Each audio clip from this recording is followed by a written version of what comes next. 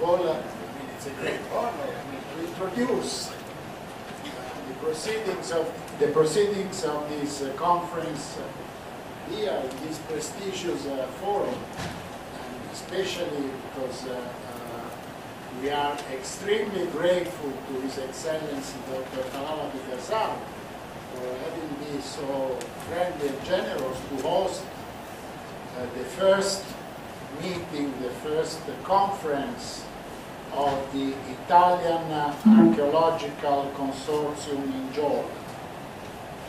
He is not foreigner to this initiative because he supported it from the very beginning, and I want to thank him very much, as I want to thank the Ministry of Tourism and Antiquities, and in particular the Department of Antiquities, who is represented here by the Zarka director, because it takes two to a tango. So if the Italians are working with their Jordanian counterparts in a way that I would describe as very constructive, very helpful. And of course, I want to salute all the professors, the experts, the archaeologists who are leading the Italian Archaeological Mission in Jordan, who have kindly accepted the idea of gathering in this form of new collaboration through the archaeological consortium. Soon we will have with the Ministry of Tourism, we will sign a memorandum of understanding under which the Italian Archaeological Mission will receive a special treatment because of the special role they are playing into the development of the archaeological sector in Jordan. This is the beginning of a very large collaboration, which have already a long history behind, but has very promising conditions for the future. Because we are here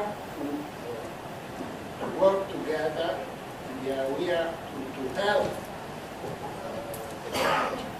The very fact that the Italian archaeologists decided to have, last year, to have a conference on water, it's the acknowledgement that they are not foreign to this country, that they know very well what are the challenges of the country, what are the harsh conditions under which a big civilization will go after. So here at the same time, talking about water, we are talking about the past, because there are elements that this book describes very well. But there is also present challenges and hopefully a bright future if some lessons learned and some best practices can be properly implemented in the country. And therefore, I'm very glad that we have today the opportunity of a second round somehow of an updating of the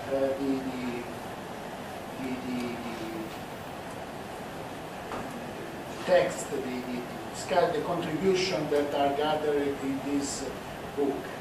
Because going through these, the various lectures, you have somehow the sense that you are here in front of what I would describe as the Jordanian archaeological Jordan Trail. As you know, the Jordan Trail is a very successful endeavor by the Minister of Tourism to invite tourists to walk from the north to the south of the country. I think if you use this book as a map, you will have, you may go from the north to the south of the country in very interesting places where there are very important archaeological missions still to be developed. Then there is also the restoration important castle and the important elements of this castle. So this is a very interesting program. But here today we are also for a second element which is important, and that is to launch in practical terms the collaboration between the Italian consortium and the Talal Abu-Ghazaleh organization. We have just signed in this very room a few months ago a memorandum of understanding. The opening of this office to support the archaeological consortium was the concrete example of a collaboration that is very promising. Therefore, I want to thank wholeheartedly His Excellency Dr. Talal Abu-Ghazaleh for his generosity and for his opening for us some space, which will be a tremendous contribution to the development of the ambitious work plan is described in this book and in what the archaeologists will tell us. So I have spoken even too much, but I want to really thank wholeheartedly all those who are gathered tonight, because I think this is a very important and I would say promising collaboration that I would like to support further in the future. Thank you very much. So, Your Excellency Dr. Talal Abu-Ghazaleh, Tag or Chairman, Your Excellency Mr. Giovanni Brauzzi, Ambassador of Italy to Jordan, Dr. Lorenzo Nigro, the moderator of the roundtable, and distinguished panelists and guests. Good afternoon to all. I would like to begin by personally thanking the Chairman and the Ambassador for initiating this very valuable and timely discussion. This demonstrates their collective commitment to enhancing knowledge and provoking ideas, and the determination to challenge all of us with their very much forward-looking initiatives. Allow me to acknowledge, in particular, the relentless efforts the Chairman has been investing since a long time in culture, music, and other aspects that led to his nomination of WTO Special Ambassador for the International Year of Sustainable Tourism for Development in 2017. I'm very pleased to be joining you all on the occasion of the inauguration of the new office, as Mr. Ambassador just mentioned, the new office for the Italian Archaeological Consortium in Jordan, and congratulations to all those who have been instrumental for that. And also on the occasion of the roundtable, which celebrates the publication of this very special book entitled, as we can see, Precious Water, Path of Jordanian Civilizations, as seen in the Italian archaeological excavations. The book represents a compilation of the proceedings of the last year conference on the same topic, which was organized under the leadership of the Italian Embassy. I feel very proud that UNESCO work has been included in this publication, and that our efforts focused on the protection of petra from natural hazards within the Italian-funded project Seek Stability have been featured. Jordan possesses tremendous cultural assets, including remarkable archaeological and historical sites. We are very fortunate to be operating in a country of such rich cultural, historical, and archaeological relevance, spanning through several historical periods and civilizations. We all must acknowledge the incredibly valuable, but often little known, wealth of cultural heritage and the stunning environment Jordan offers, which we collectively have the responsibility to safeguard. This spirit of preservation resonates deeply with the mandate of UNESCO, echoing the values which guide our action. We are all well aware that the destruction of heritage affects societies in the longer term, and that therefore its protection is critical. More deeply, I feel strongly that culture is a strong source of resilience, giving people strength and confidence to look into the future. Culture's power to transform societies is clear.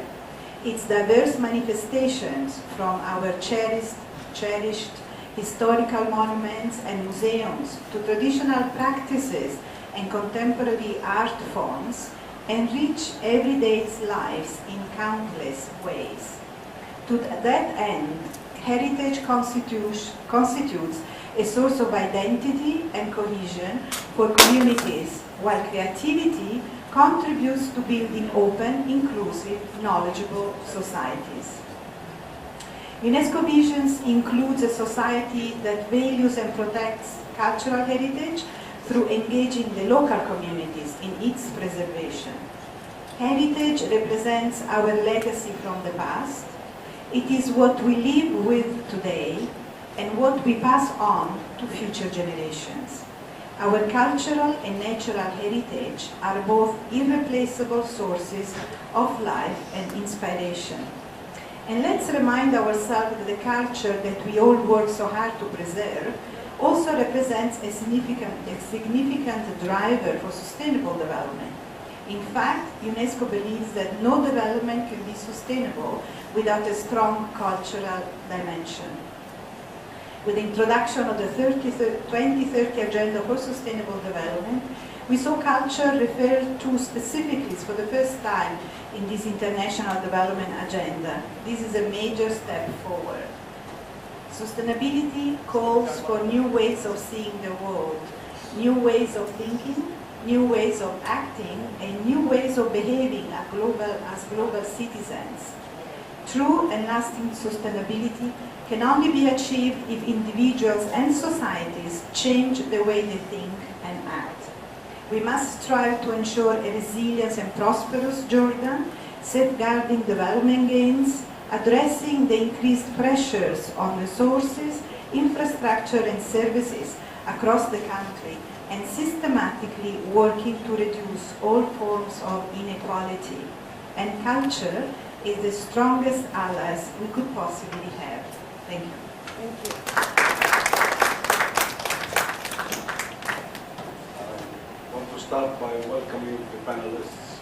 We are very grateful for your being with us and educating us. As a good student, Your Excellency, my great friend, Giovanni Brauzzi, I am very grateful to you for whatever you and all what you're doing for Jordan. You have been a great blessing for this country. You have done a lot, and I am very embarrassed that I know much less than you do about this country, and much less than my good friend, Constanza Farina, the UNESCO representative, knows about this country. But as a good student, I will start learning and will catch up with you. I promise if you put me to test the next time, I will be a better student. But I feel really embarrassed about your knowledge of the wealth and the important history in this country, much more than I do. I'm very proud of your friendship. I'm very proud of you as an ambassador in this country. And Italy has always been a great partner for Jordan. And we're very proud of this partnership. By the way, we are on the air since the beginning of this session on Talal Abu-Ghazaleh station for business and culture. And this is an important cultural event.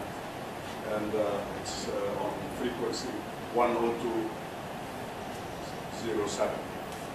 So we are trying to send this message and make it publicly known through this news station, so that the whole country knows what we're trying to do. This is the beginning. And what has been done already is a great accomplishment. I'm very glad and very honored to host you in this building on the 5th floor, newly furnished, built and furnished offices, and you will have the map to look at, the outlay of the floor, and you tell us if it suits you, Your Excellency, you decide. but we have an open floor, and we will give you the best part of our floor so that you can design it the way you want. So it's to be designed to your requirements, and we will be very happy to host you in every way, including the various services available in this building. So that's a great privilege for us to hold to host this important cultural and historic and economic event, because culture is economy. For me, as my great friend Constanza said, as ambassador, and I have been re-elected this year as ambassador for sustainable development. Okay, so I believe that what we're doing is also a contribution to the economy of this country, because tourism is cultural tourism and many other tourisms as well. So this is a great economic value to this country, and that's why I very much appreciate your leadership on this, Your Excellency. Thank you very much. Her Excellency, my good friend, the Minister of Tourism, Lina, could not come because she is in Man for 2 days. She is in the city of Man, which is a very dear city to me. I had the honor of being the first visitor in the re-exploration of Man, and she is there doing a great job for the city, which is badly needed. But she very kindly assigned 2 representatives on her behalf, and they're sitting just behind His Excellency the Ambassador. So I welcome you. I welcome you as representatives of the Minister, and I would like to report to her what we have done and what we plan to do, because again, Her Excellency Lina is a great friend, not only as a great minister, but a person who has her heart in the right place, and we count on her support, although her spirit is here and her body is in Ma'an. So please convey to her my warm regards. I don't want to take more time. I want to say that I'm delighted today to be here as a student and to learn from you, and to be able to do anything you want us to do, because I believe in this project very much, and I am committed to it as a person who believes that countries that do not have history have no future, and the country that doesn't respect its history will not respect its future. It's very important that and that is why those terrible, I don't want to use bad words, but terrorists who destroyed some of our countries in the Arab world, their first target was history. They wanted to kill history, because by killing history, you kill the future. And I always learned from a great leader in Europe, and his name is, as you all know, Charles de Gaulle. He used to have history books on his desk and maps on the wall. And he would say always that you cannot take any intelligent decision without regard to history and geography. So we have our geography, and we are very proud of it. We have our history, we are very proud of it. And our history is very closely linked to the Roman Empire. And that's why I think what we're doing is a continuation of this historic relationship of which we are very proud. I want also to close by saying that I've just come from Rome. I was honored to meet on the 11th of this month our Holy Father, the Pope, in the white dress. So when I said to a good friend, what I'm doing here, I was meeting our Holy Father. He said, "You mean the man in the white dress?" I said, "Yes, the man in the white dress, the very honorable and respected father of us all." So I'm very proud that I had the honor of meeting him, and we have some plans with the Vatican, which we will be talking about in the future. I'm not allowed to talk about them now. So let us keep it as a secret. But I'm very honored that I was there and I met my wonderful friends in Rome. Thank you very much, and I'm delighted to be with you.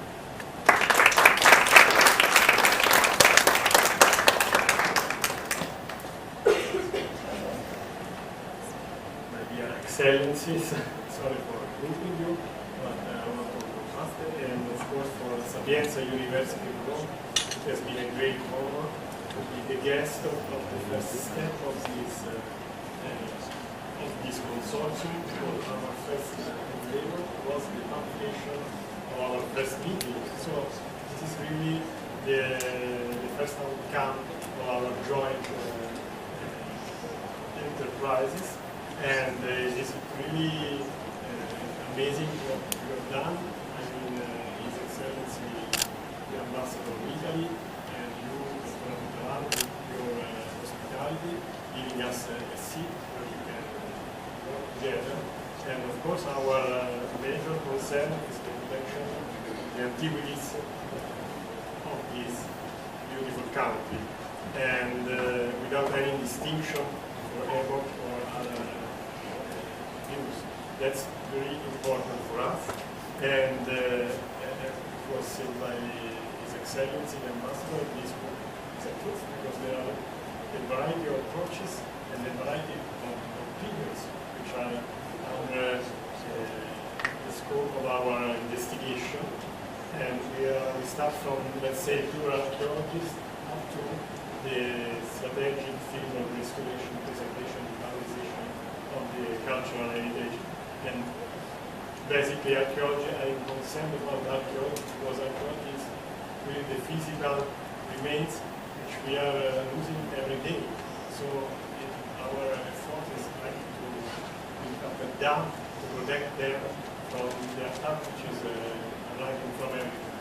So I think that this is a light in the night, I hope, is starting this.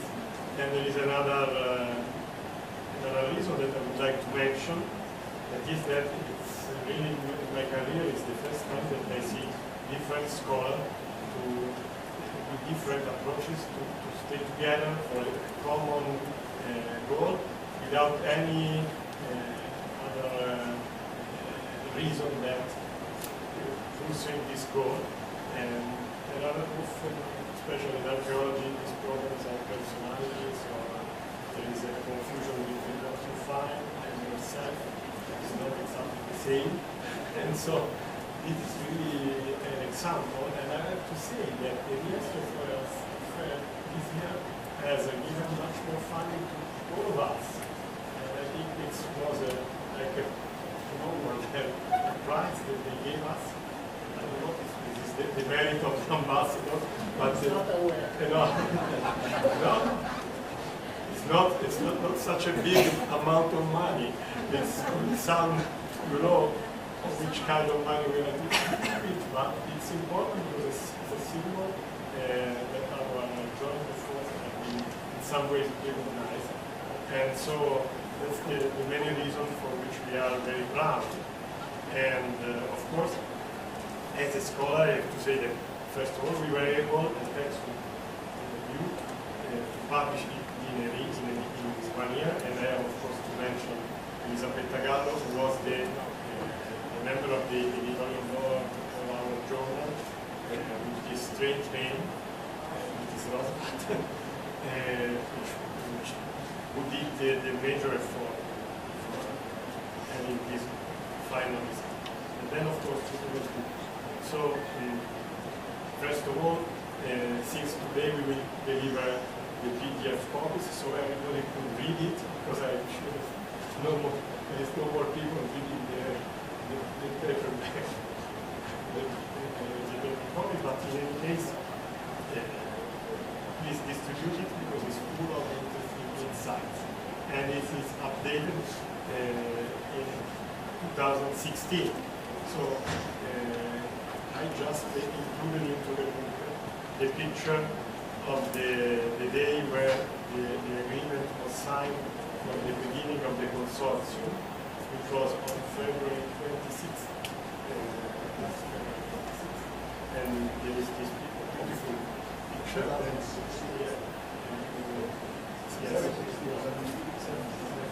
So we are so young, and we have many opportunities in the future, which we were discussing until yesterday. There is another important challenge that is the announcement that we did so now. I think that this could be a good opportunity to, let's say, just update what each single research team is doing or is going to do in the next seasons, and also to illustrate more widely that in the papers our project. So I will start from Gabriele, because I want to mention that the CNR is another important institution that is involved in this project with the Istituto Superiore per la Conservazione del Stampo. So some of us are universities, but other are other institutions, so this is also very interesting because we are all same, and I think that the CNR has a very important impact on this highly technological approaches to preservation, so I am very honored to give yes, thank you. Good morning. Thank you for this invitation. My job in Jordan is focused in photo conservation. We are working for a long time in Petra with Team Vannini and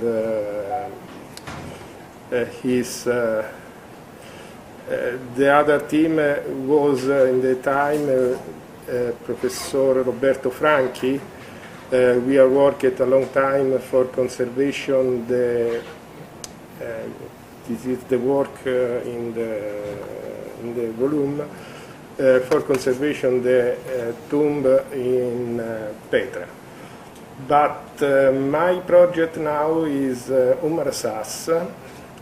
The project in Asas starting in 2030 and is still going. It's co-funded by Italian Ministry of Foreign Affairs and the National Research Council. The aim of this project is documentation of the archaeological site of Asas. We has been included in the UNESCO World Heritage List. The project is we has called Castrum Project. The acronym derived from fusion between two words.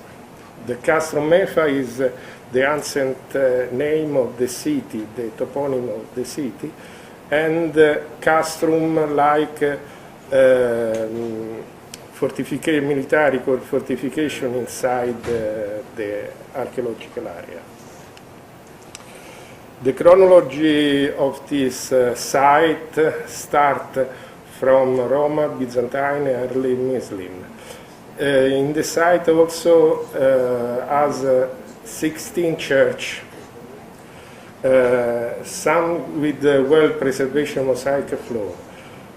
Particularly interesting is two churches devoted to Saint Stephen and Bishop Sergius. Also, we have a tower, Stalit Tower, very, very close to the site. Asas, we can see in the picture, is surrounded by agricultural area, and on the edge, the archaeological site, there is a visitor center. So, this image from Michele Piccirillo. Michele Piccirillo discovered the church inside during 1986, during their excavation. Here we can see the church, which are very close to each other and located by the baptistry. So we can see now a situation you can see the wall of the church. In background is visible the protective modern artificial structure that covered the area. So the purpose of the project was to document the degradation of the conservation of the structure, wall and floors, mosaic floors, of two churches. The main focus of our work was highlight the critical elements, such as the lack of tiles of the mosaic pattern and geological anthropic substance. The laser scanner was used to make high-resolution survey the structure. This gives us an exact geometrical spatial representation of the elements. Moreover, the chromatic and graphic details of the mosaic of the floor on the floor were rendered through microphotogrammetry. The result of the work was a 3D model, both church. I made possible at a future restoration and conservation project. So, for the photogrammetric application, laser scanner surveys, we have an image where further processing using false color method. These techniques highlight the altitudinal variation of the floor, showing immediately through changed color from cold to warm color. Blue is suggests high altitude, while red for lowest. So, in the image here, show the rendering of the mosaic inside the church of St. Stephen. The final model was built through the processing of more than 2,000 photos. The image you can see high resolution orthophoto, the first. The second one, B, shows the depression formed in the center apse inside the church Bishop Sergius, colored in red. The last image shows 3D model of the two churches in their spatial arrangement. And in this case, you can see the two churches without artificial cover.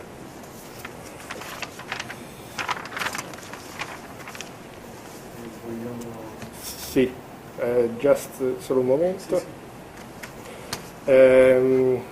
Now we have geophysics prospection on the floor because we are investigating the anomaly of the morphology of the floor. So we can see, for example, there is anomaly of this. Show is a geometrical line suggests with us there is a structure, anthropic structure on the floor. Here we can compare the geophysical map with the morphological anomalies, and we can decide this may be a wall underground the floor. So we can see better the other church. There is another anomaly in the top here. And we can compare with this. This is give us the dimension of the water tank outside the floor. So the last one is the tower, still styled tower. We have for this monument we have the survey laser scanner. The laser scanner is give us a 3D model of the tower. We have divided the tower at different depth, and we can see the monument rotate itself because the center of each section move. So This is the problem of the tower, because each facade move in different way.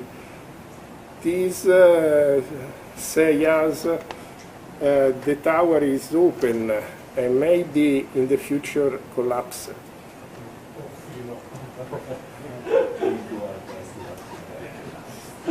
So the last,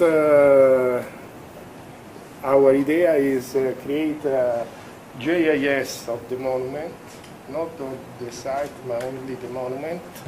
And we can put inside the database all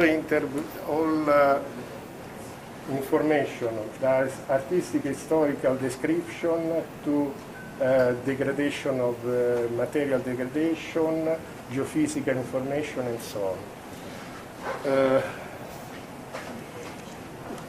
We can say just a little problem we have seen in this work. On the church there is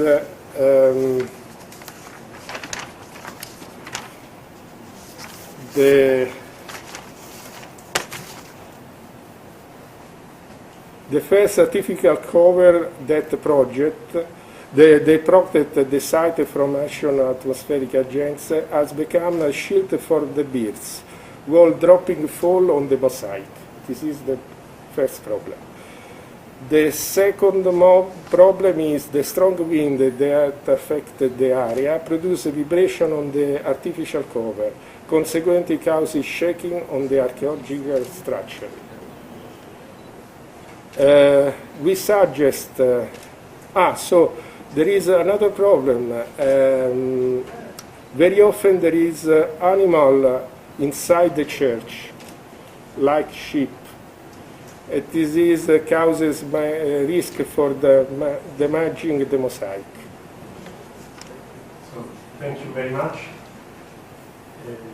for this presentation and for the commitment of the CNR in Jordan and as partner of the consortium.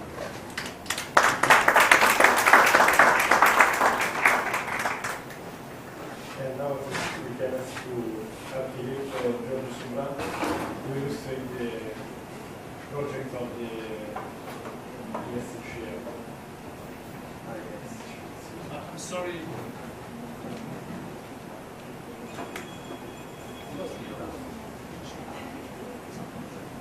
I'm sorry, I don't have a PowerPoint.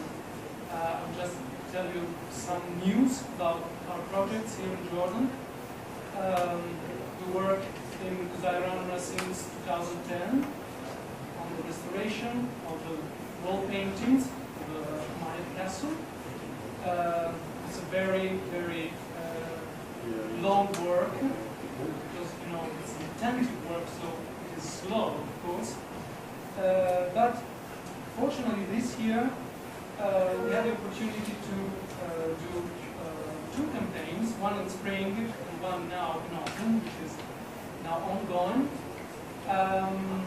in which we have faced a new part of the building, which is the West Aisle. And this is very interesting because restoration in Zairana is on the most important painting cycle of the first Islamic era. So it's very interesting because during the restoration we discovered new iconographies, and we can understand much better the culture of the Islamic world during its first centuries. For example, during the spring and autumn campaign, we are working on a wall which is painted with a slaughtering scene, because there is a lot of hunting scenes in the paintings of Alhambra, and there's also a slaughtering scene. And it was very interesting to find out that with the cleaning of the paintings in spring, the animals who are slaughtered in this scene are not similar to the others, like they seem to be before the cleaning, before the restoration. Generally, the hunted animals are onagers, so like wild donkeys. And these are not onagers, but they have very long black horns, and so they are oryx. So a particular kind of gazelle, which is typical of that area, and which is typical of the area of Azraq, close to the oasis.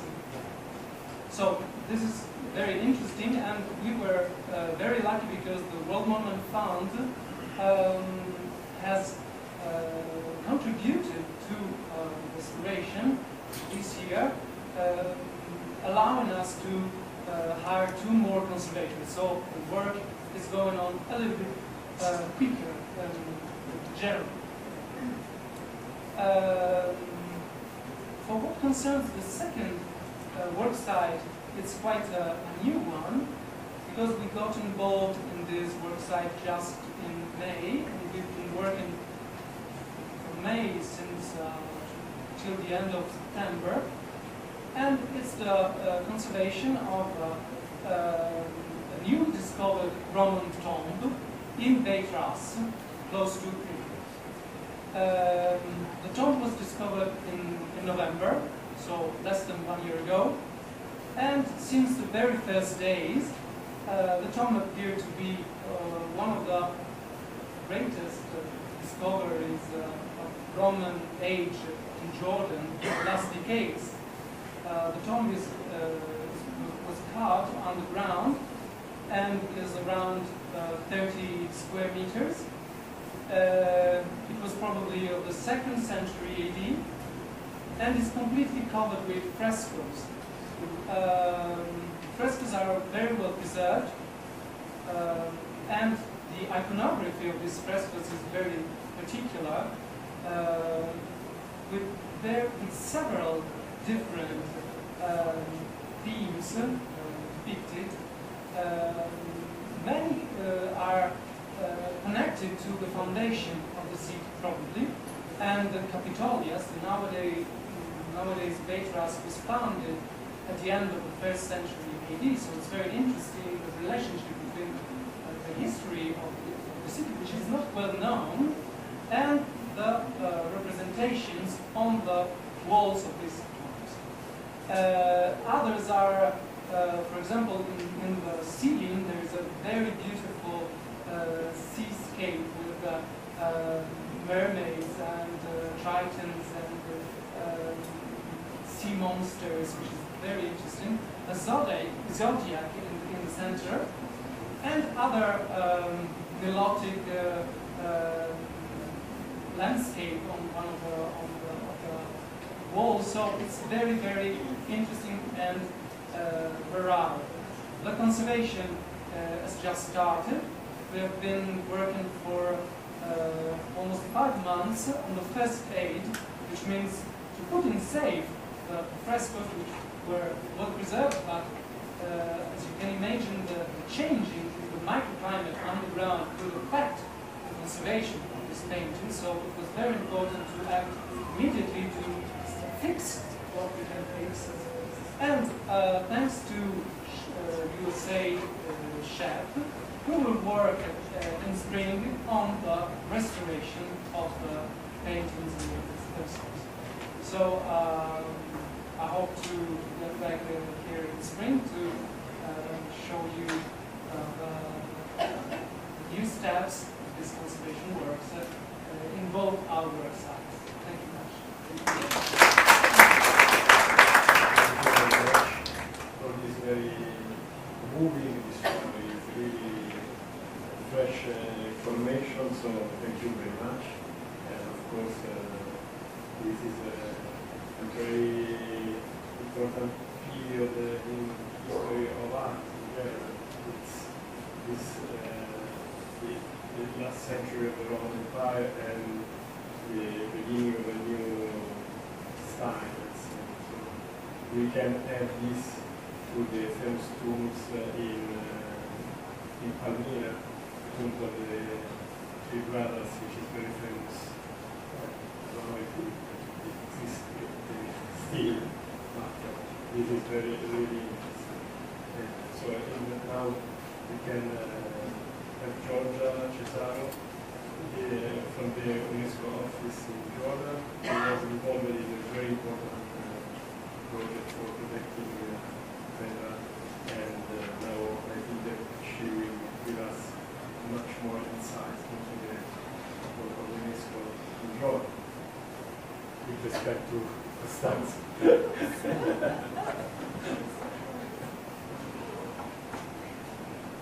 Thank you very much. I'm not sure I can cover the whole UNESCO activities in Jordan here in just 10 minutes, but of course as UNESCO we work in different sectors, so from culture to science, human sciences, information, and education.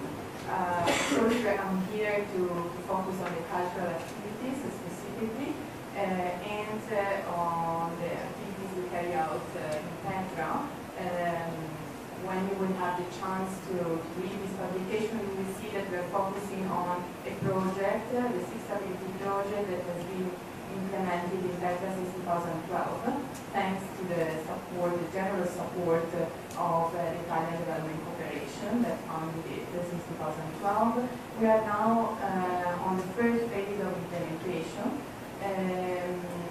UNESCO, to go back to the general vision of UNESCO in culture, covers and supports the government of Jordan in different fields, from the preservation and safeguarding of intangible cultural heritage, the protection of tangible heritage. This relates to the World Heritage Sites, but also the Old Heritage Sites in general in the country. Then the creative expressions through the 2005 conventions, but also the illicit trafficking of cultural property, and so on and so forth. So here I will focus mainly on the what relates to the World Heritage Convention. So whatever is tangible, as you know, in Jordan there are 5 sites inscribed in the World Heritage List. And so Petra, Asas, as we mentioned before, Userambra, also mentioned before by my colleague, but also the baptism site and Wadra. So Petra was one of the first sites inscribed on the World Heritage List. It's a very special site, as we all know. And we are supporting, we are providing technical support to the Department of Antiquities and the Petra Authority for the improvement preservation of the site. We are working at the moment on an integrated management plan. So we started back in 2015 and we are now in the second year of works. This is a participatory process, so we are involving many stakeholders in the development of the plan. Some of you might be part of it, and we aim at finalizing it at the end of this year and having it endorsed in the beginning of 2018. Then, concerning the Sixth Ability Project, I will give you some updates. This is a special project, I would say, because it's targeting the prevention of natural hazards on the site, and specifically the sea. Why? Because the sea is a very special area. It's a site where there is a high tourist flow, so there are many tourists passing there, but it's also quite hazardous. The main risks are related to rock falls, which are triggered often by flash floods. As you might be aware, Petra sits in a drainage basin. So all the waters that surround the site, at the end of the day, they bring all the waters in the center of Petra and in the sea to the Wadi Musa. So when this happens, there is, I don't want to threaten anyone, but there is some risk of rock falls there. For this reason, we are trying to protect the site as much as possible. We started with carrying out a full documentation of the site through different techniques, as well as scanning, photogrammetry, and also we started the GIS of the site, which is now available at the Technological Park, and we used also panoramic photography. And then at the same time, we installed monitoring devices that you might see until now if you visit the site. There are different types of monitoring devices. I will not get into much detail here, but they have been working since 2013. Some of them have been proved more useful than others, namely the wireless monitoring system, of which we speak in this publication, because thanks to this system we could gather information and meteorological data that helps to correlate rockfalls with the variation of temperature. There are a number of rockfalls events that have been registered through our project and a bit before, since 2009, and we are keeping track of that. And we could find out the type of correlation that exists between having a big gap in temperature during certain periods of the year, normally in the middle seasons, spring and autumn, and abrupt rockfall events. Some of them are predictable, some others are less predictable. What we're trying to do is to minimize as much as possible the occurrence of rockfall events in Petra. So through the second phase of the project, which has ended the beginning of this year, actually we have been implementing landslide risk mitigation interventions by removing debris on the top of the sea and small blocks from the sea slopes. We're doing this with Jordanian climbers. Actually, this was the first time that climbers were allowed to climb in Petra. This is not allowed normally, and this was done for a good cause. We have done a first intervention, which was tackling blocks that are qualified by experts between a small to medium size. But this year, through the third phase of the project, we will tackle for the first time bigger blocks. And one specific block, which is located on the upper sea. And we will start the works in November, and it's the first time that something like this happens in Petra and in Jordan in general, in an archaeological site. What we will do is that we will consolidate this block. We will not remove it because it's very difficult to intervene in a setting like the Sea of Petra to make sure that it will not fall.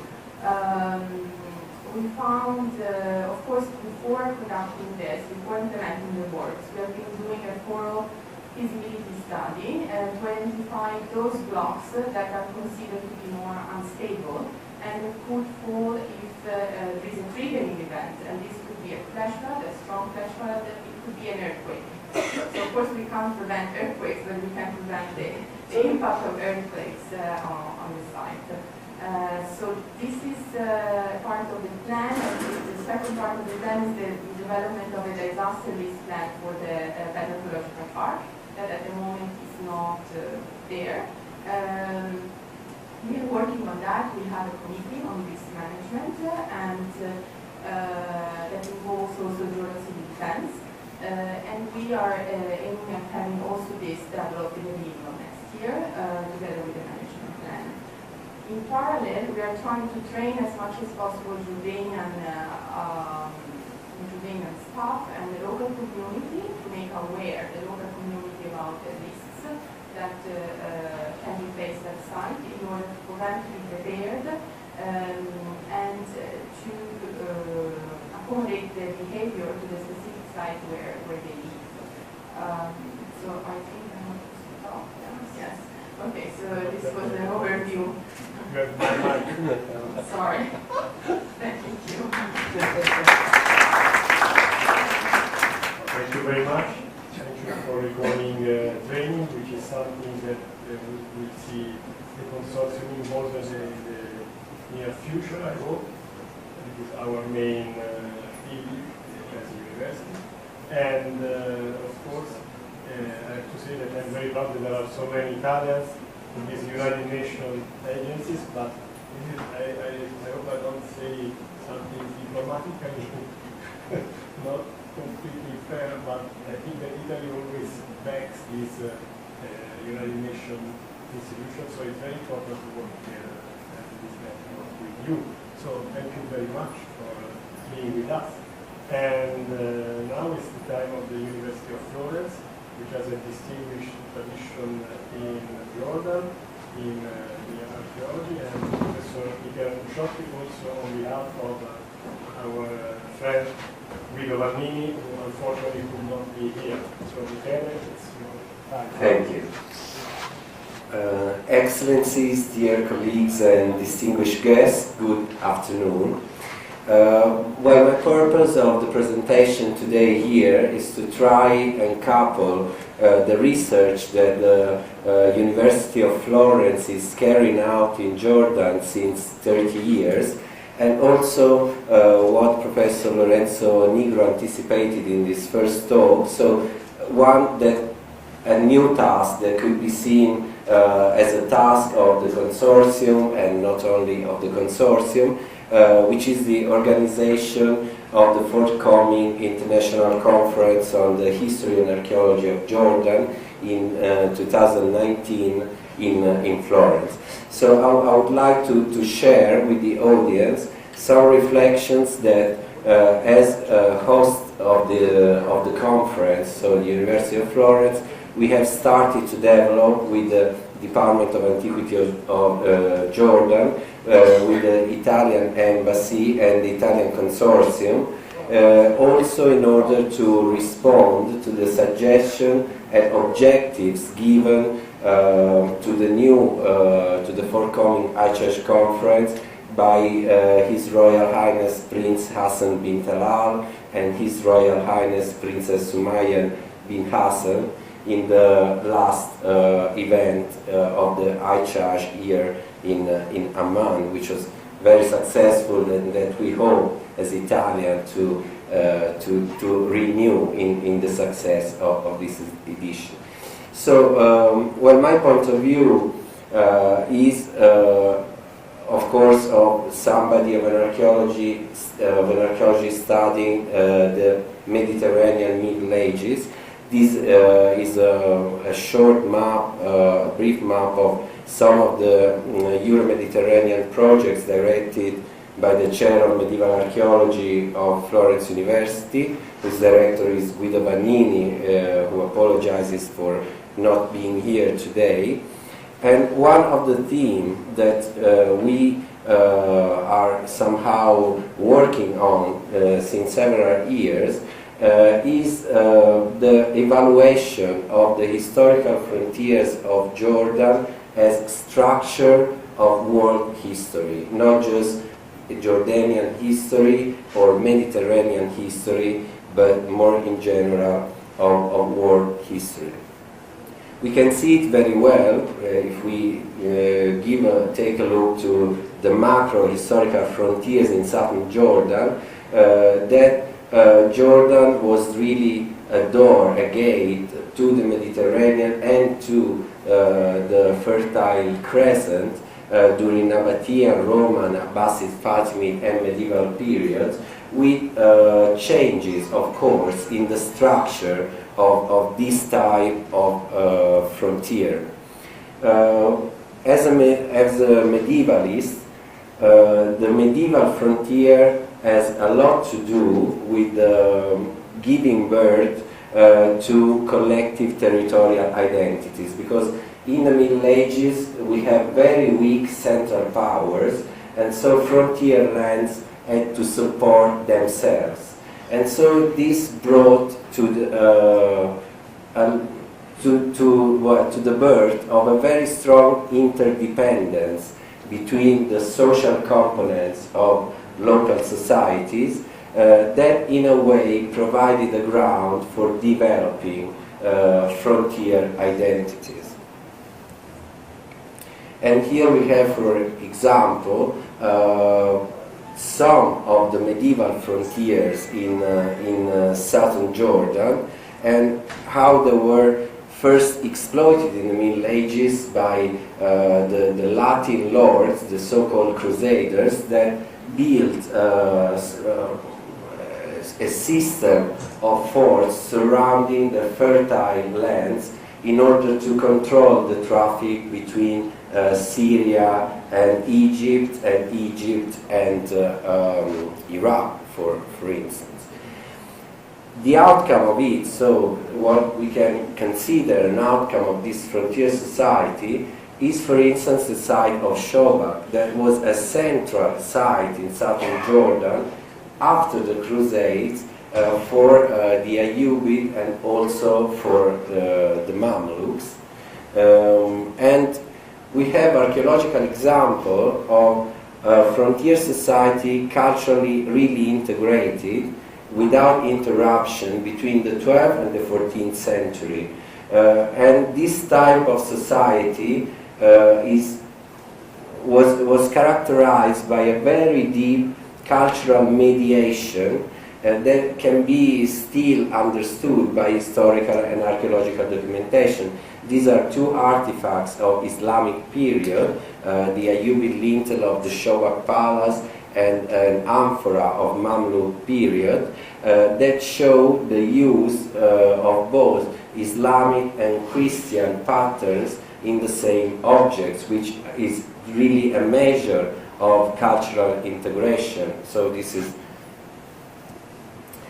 and today, after the development also of more recent activities, we are very pleased as the Italian Archaeological Mission to witness the use of the Shobak Castle as a theme of street art by the youngsters in Shobak. This is something that was not happening, 10 years ago. So the value of Shobak as a cultural passing point and crossing point between Europe, Mediterranean and the East is very important. And so we think of frontier societies as civilizations able to offer an effective cultural mediation, and a mediation that the archaeological research could contribute to offer to the public debate that is in search of solution, especially of cultural solution, in order to manage and solve the new, for instance, Mediterranean dynamics.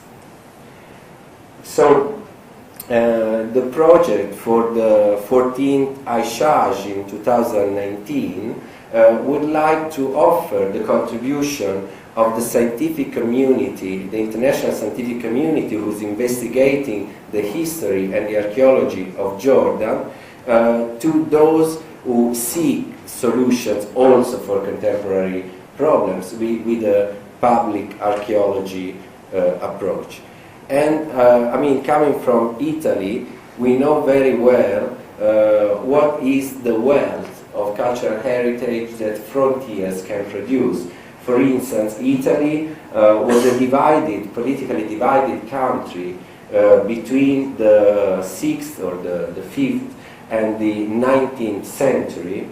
And let's say that we can see in this map how many different small petty states were composing what is today's Republic of Italy, and what kind of wealth, what kind of positive cultural effects that we can see, for instance, in our incredible medieval historic center, were the product of these frontier societies able to melt, able to mediate culturally among different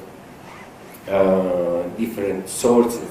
And a very important point in Italian culture is also the contribution of Islamic culture to Italian culture. For instance, both in Italy and in Florence in particular, we know, for instance, that Salah ad-Din, which is represented in one of the Uffizi portraits among the most important and relevant men of the world in a historic collection of 16th century, was mentioned by Dante in the Divine Comedy together with Aristotle and Socrates as a major ethic and political example of somebody that was not a Christian, but who stand among all others of his contemporaries as a person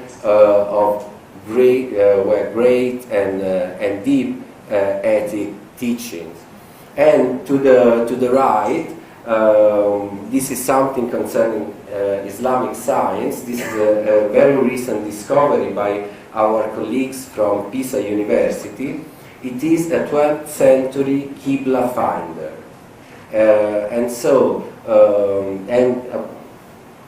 Given this, the recent development in research, it seems that this Qibla finder of 12th century, so the age of the Crusades, was used by Pisa to draw the maritime and nautical charts that were used for developing Pisa's trade routes across the Mediterranean. So we see that we have also many depths with Islamic culture, and I mean also this possibility of integrating that we had historically in Italy. So going back to Eshaj, I think that it would be very, very interesting to discuss the example of historical Jordan in Florence, and it could be very promising given the cultural role of Italy and Florence in the development of modern Western culture.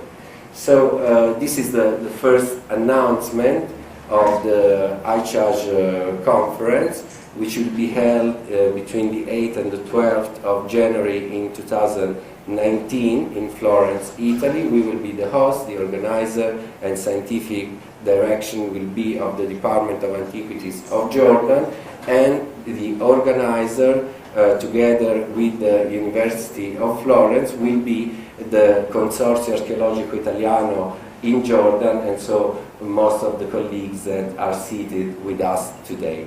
Thank you very much, and I hope to see you all in Florence. Thank you. Thank you, Michele, for this very thrilling announcement for all of us, and we are very honored to be guests as Italians of this important event in Florence, which I'm sure it will be really a great success. And thank you. And of course, now I have to introduce Andrea Porcaro from Perugia University, and Andrea will, let's say, introduce the last part of our meeting. It will be very fast, but we are dealing wrongly with the Zarka, so that's very important now. The project that Andrea is going to illustrate and dealing with you and your area. Thank you.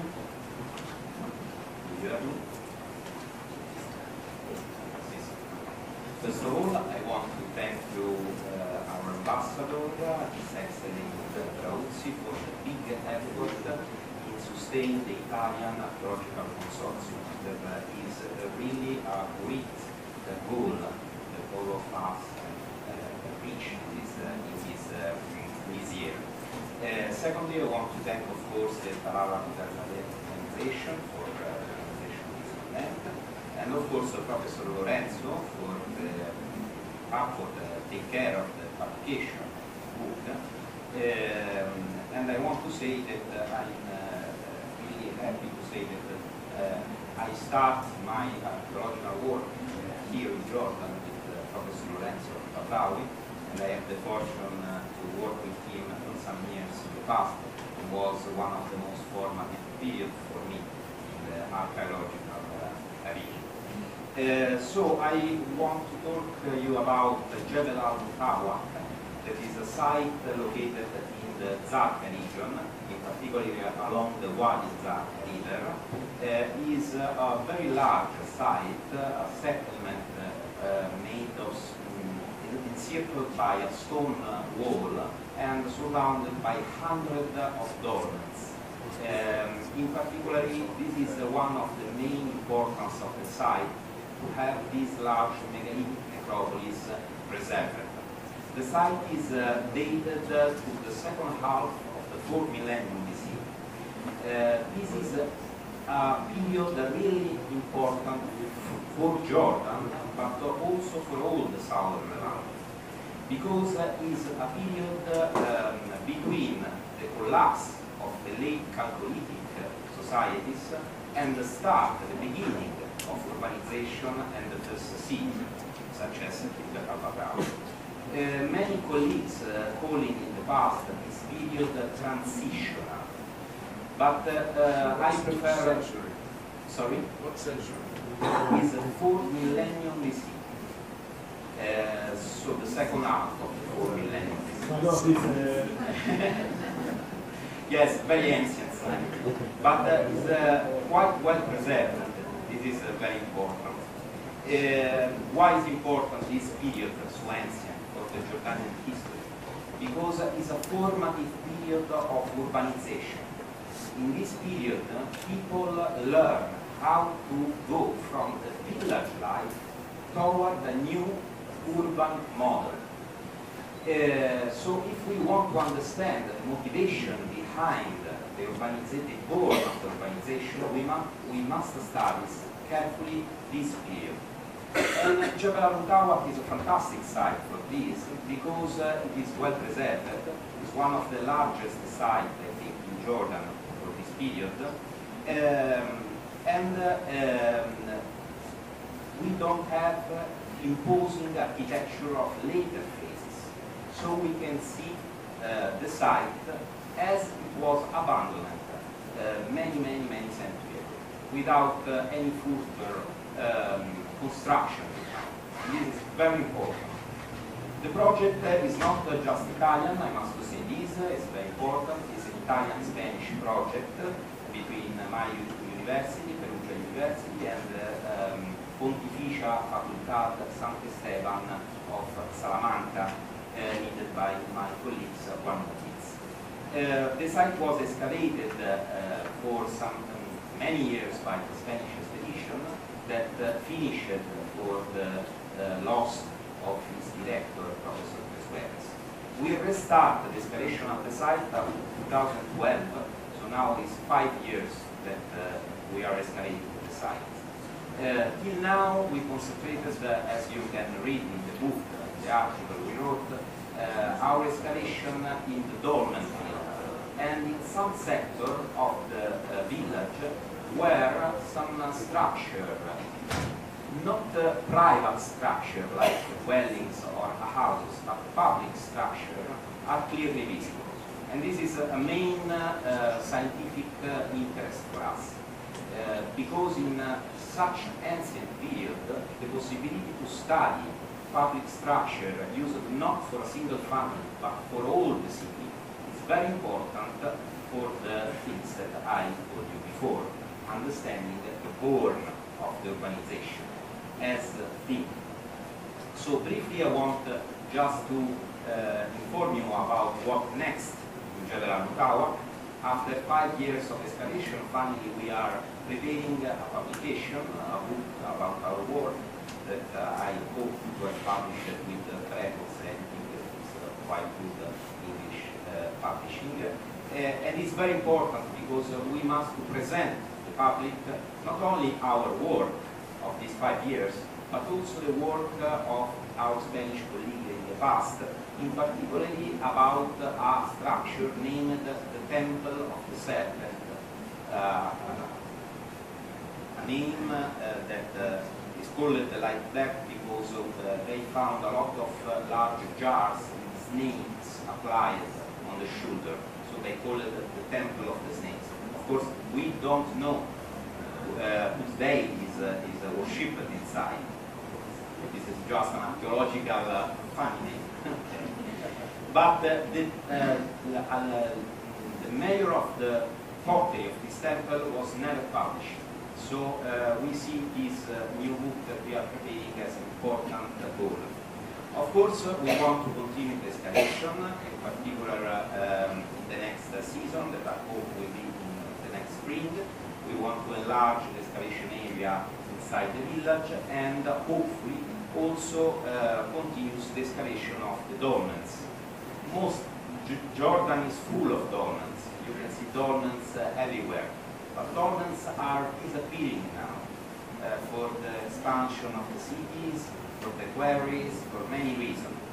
Jebel Al-Mutawwaq is still remain one of the most beautiful sites for dolmens, with a lot of dolmens still preserved, till also the great effort of our representative Romy Al-Ghaib and in general of the Department of the Province of Jordan.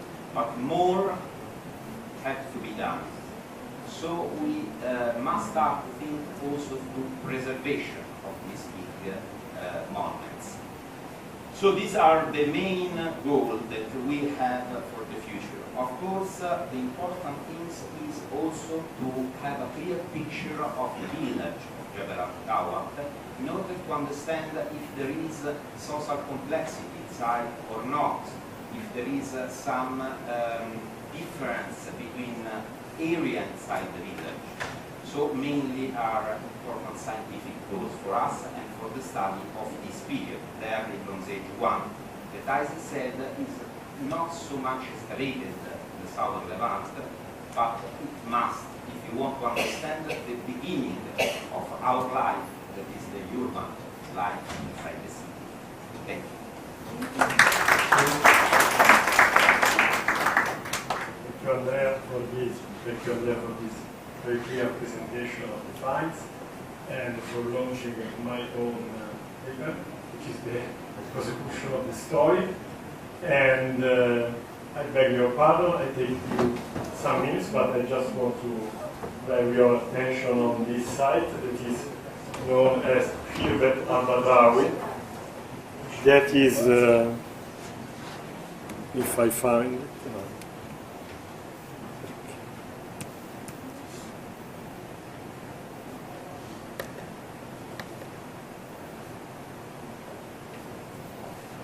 I don't have my PPT, this way.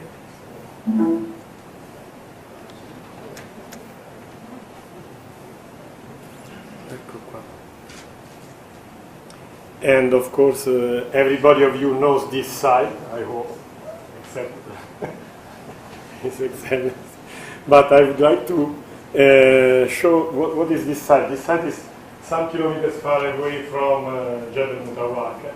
And it actually is the picture of the moment in which they decided to build up a city. They moved to a completely different organization, that of the city. Now, why this is important and why this should be of interest for general public? This is the question for an archaeologist. Not only that I like it and that's enough. This is a piece of the past that only Jordan has.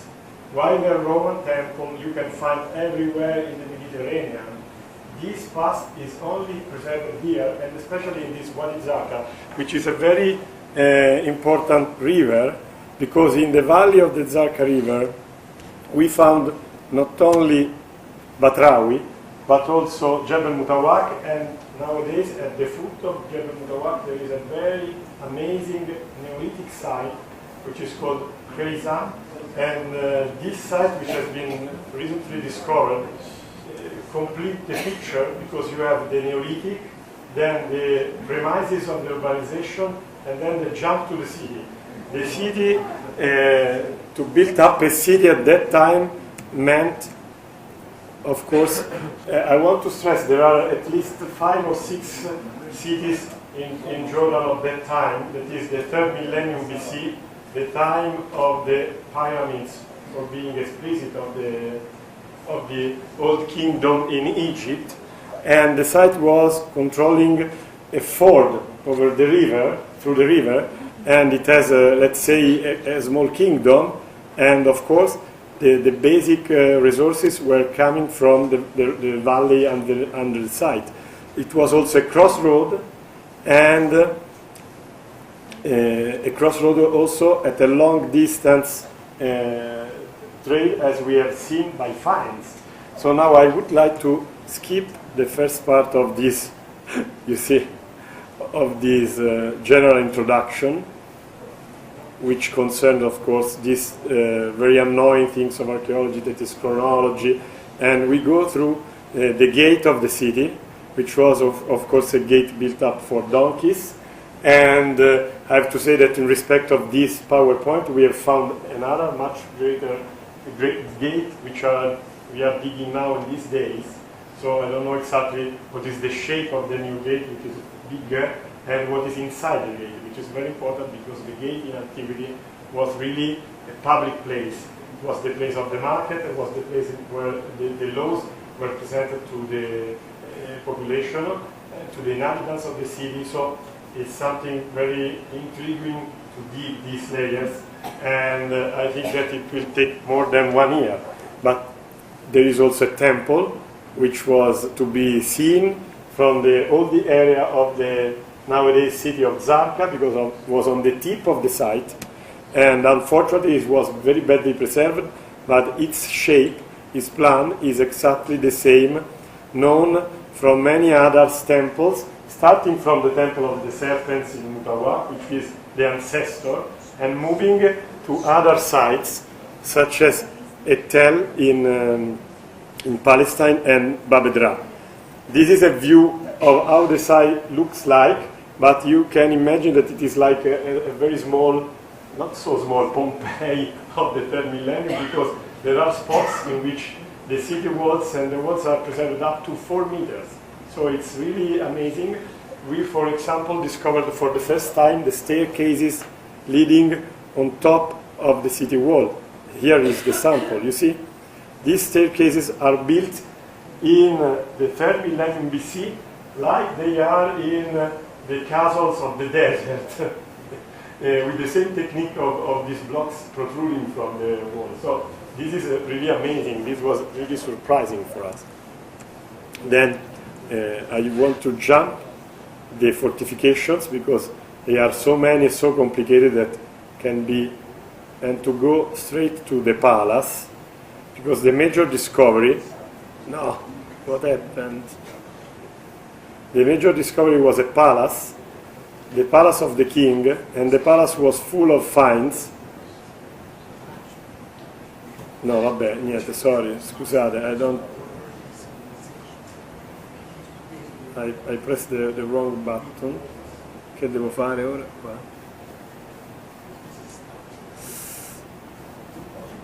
Okay. And this is for introducing another suggestion. Our aim as joint expeditions is to have a museum in Zarqa. That should be a very important goal for all of us, because we found many items that you see in the palace now in a very fast way. You see, we found all the stuff inside the palace, including some almost unique finds, which are not, of course, these jars, but you see that on some jars there are even signs, and some of these signs, like this one, are hieroglyphics. So it's the application of hieroglyphics. This means what is the sign for grain, and is borrowed from the Egyptians. So it's really amazing. It was never found something like this. So we also have the serpents or the snakes, and perhaps because there are the same people, and we have also the scorpion. So the snake and the scorpion. I think that these are symbols of the big families of the city, like the ones who had the power, like their flags, and they were reproduced on pottery. And one major find, of course, pottery is this vessel, which is almost unique. This is the workers call it Castellalam, because it's a cup which has a symbolic use, and it was together with other almost unique finds, which were some among many. You see, the quality of pottery for the 3rd millennium is really amazing. And they are aimed at imitating copper, and of course, you see, and of course we did analysis, and we discovered that they were exported in many sites in the Jordan Valley and also in Palestine. And then we found this, the wheel, the potter's wheel is very interesting, but I want to focus your attention on their wheel in general. Their wheel was invented with the city. And that's a basic point And so, when we move to the city, we have the wheel. Here we have Egyptian finds, like this vase, or this palette. That means that there was a route connecting straight Jordan to Egypt through the Sinai and the Wadi Araba. And at the end, we found this copper axis and the skin of a bear. And this was very interesting because according to the excavator, who is me, this is be interpreted as the symbols of power, because this bear skin and the axis, some of the axes were never used, so they were just a small hoard as a symbols of power. And the suggestion is these are the symbols of power of the ruler of the city. These are the axes, which are now in the National Museum of the Citadel in Amman on exhibit. They are the only finds after the 50s of the last year were being displayed in that museum, except from the station from Ain Ghazal. So we are very proud about this find, because any Italian group can see what we found. But our dream is to have something special in Zarqa for these finds, because there are so many. So the copper route connecting Egypt and Sinai. They both went here in Fainan and Timna, and they met, and they exchanged their cultures.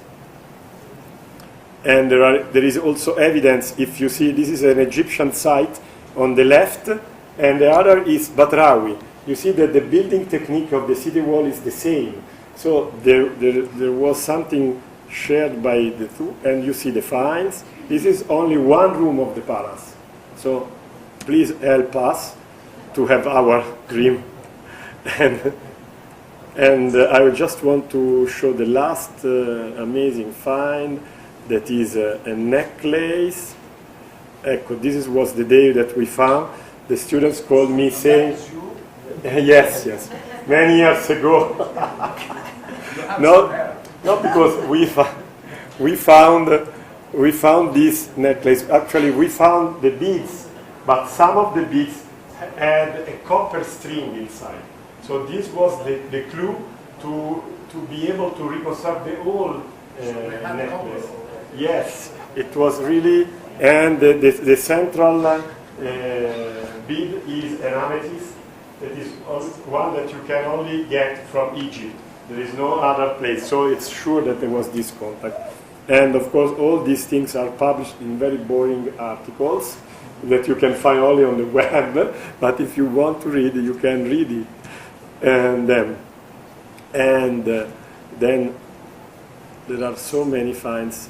So what I just wanted, so thank you for your kind attention, and thank you very much. I think that